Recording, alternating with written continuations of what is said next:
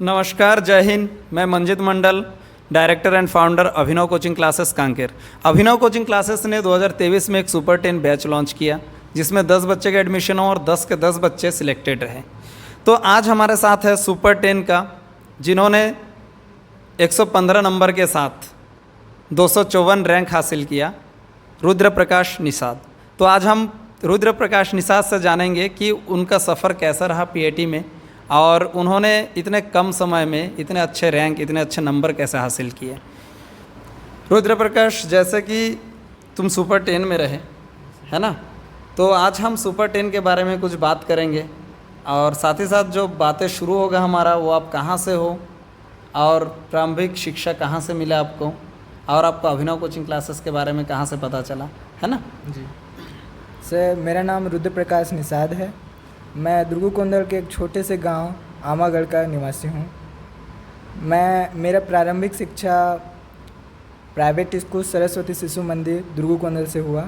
मैं वहां से फर्स्ट क्लास से लेकर 10th क्लास तक किया। उसके बाद मैं अपने आगे की पढ़ाई के लिए गोंडाउर चला गया, जहां मैंने 11th से लेकर 12th तक किया। तो आपका 12th का सब्जेक्ट क्या रहा? 12th का सब्जेक्ट मैंने साइंस के बायो से लिया था। अच्छा, तो साइंस बायो, यानी कि जैसे कि हम जानते हैं कि बायोलॉजी ग्रुप के बच्चों के पास बहुत सारा ऑप्शन होता है ना। जैसे आपके पास भी रहा, नीट का ऑप्शन रहा, फार्मेसी का रहा, है ना। तो आपने एग्रीकल्चर ही क्यों चुने? पहली बात तो मैं एक मिडिल क्लास फैमिली से बिलोंग करता हूँ। इस कारण से मैं उसे अफोर्ड नहीं कर पाया। नीट जो एग्ज़ाम है उसके लिए काफ़ी ज़्यादा अमाउंट लग जाता है, उसको अफोर्ड कर कोचिंग के लिए? जी, कोचिंग के लिए बहुत ज़्यादा अमाउंट लग जाता है, तो उसको अफोर्ड नहीं कर पाया। लेकिन मैंने फार्मेसी को एक बार ट्राई किया था, लेकिन गवर्नमेंट कॉलेज को पास आउट नहीं कर पाया। उसमें रैंक बहुत ज़्यादा आ गया था उसमें। अच्छा, उसके बाद जैसे कि आपने बोले थे कि 2022 में आप पास आउट थे, है ना। उसके बाद एक साल आप क्या किए?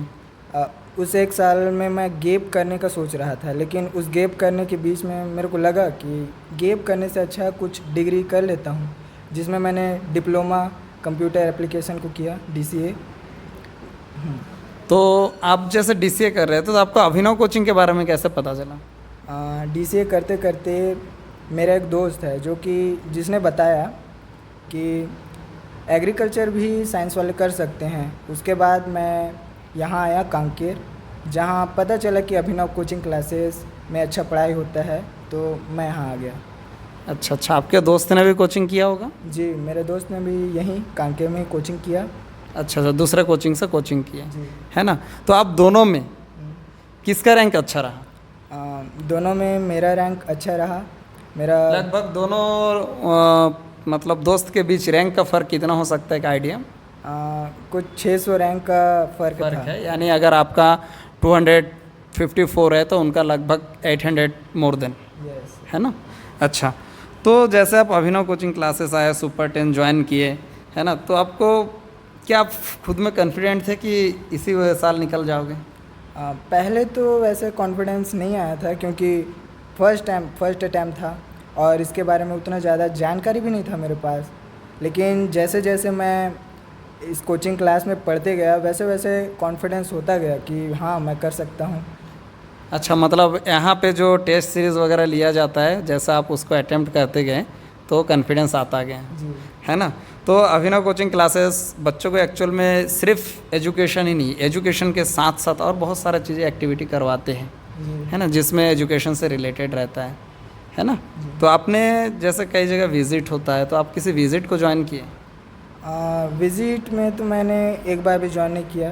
पहला जो सर प्रैक्टिकल करवाए थे क्लास में ही, जो पत्तियां होती हैं ना पौधों की, उसके बारे में, उसके आंतरिक संरचना के बारे में इसको प्रैक्टिकली समझाया था, जो कि बहुत अच्छा लगा था मुझे।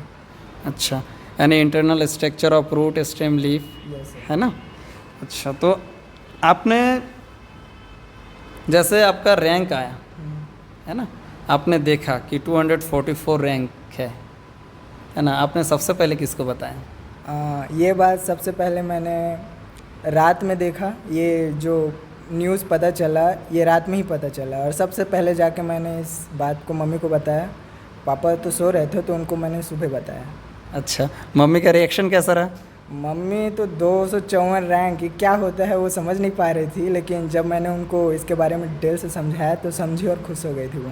अच्छा अच्छा, 254 रैंक यानी बहुत अच्छा है, और आपको टॉप 5 कॉलेज में से भी मिल जाएगा, है ना। तो आप कौन से कॉलेज के बारे में सोचो? ये तो नॉर्मल है, IGKV को ही सोचेंगे सबसे पहले, उसके बाद अदरवाइज़ अगर कोई दूसरे कॉलेजेस में लग जाते हैं तो अच्छी बात है, लेकिन पहला फर्स्ट ओपिनियन IGKV ही है।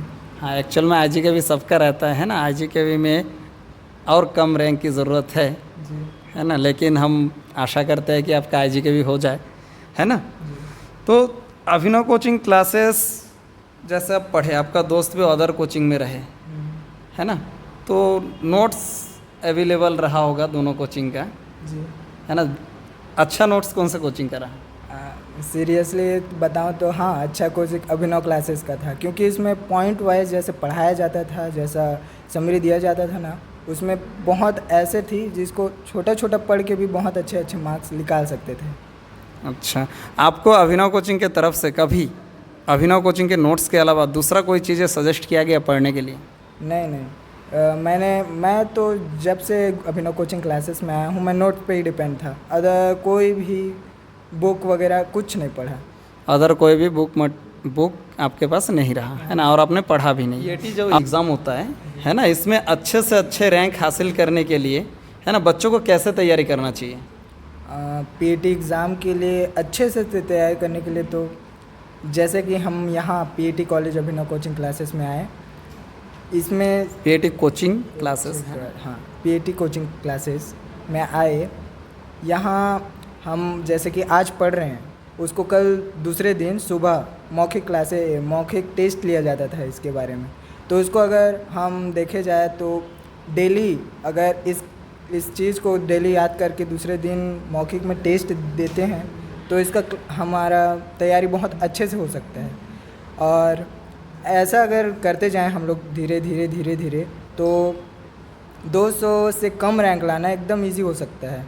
अच्छा, यानी जो हमारे यहाँ पे मौखिक टेस्ट लिया जाता है ना, जैसे आज क्लासेस लिए, उसको कल क्लास लेने से पहले पूछा जाता है ना, अगर बच्चे इसको फॉलो करें, है ना, रोज़ मौखिक टेस्ट को ज्वाइन करें, है ना, और जितना पढ़ने के लिए दिया जाए अगर उतना रोज़ का रोज़ कंप्लीट करें तो उनके लिए ईजी होगा। तो आपने भी बिल्कुल ऐसे ही किए? जी हाँ, ऐसे ही किया, लेकिन कभी कभी कहीं चूक गया था, उस बीच में लगा था कि मेरा ऐसा कुछ हो नहीं पाएगा, ऐसा कुछ कर नहीं पाऊंगा। अच्छा, मतलब बीच में चूक गए थे, है ना। आज अगर आप उस बीच में जो चूके वहाँ पे नहीं चुके होते तो हम आज मतलब एक आशा कर सकते हैं कि आपका रैंक और कम रहता, यानी अंडर 100 रैंक्स रहता। जी हाँ, है ना। ठीक है रुद्र प्रकाश, थैंक यू, और आपके उज्जवल भविष्य के लिए हम लोग कामना करते हैं। अभिनव कोचिंग क्लासेस पूरे फैमिली आपके सपोर्ट में हमेशा है ना। कभी भी कोई भी दिक्कतें हो तो आप बिल्कुल अभिनव कोचिंग क्लासेस से कांटेक्ट कर सकते हो, है ना। Okay, thank you sir.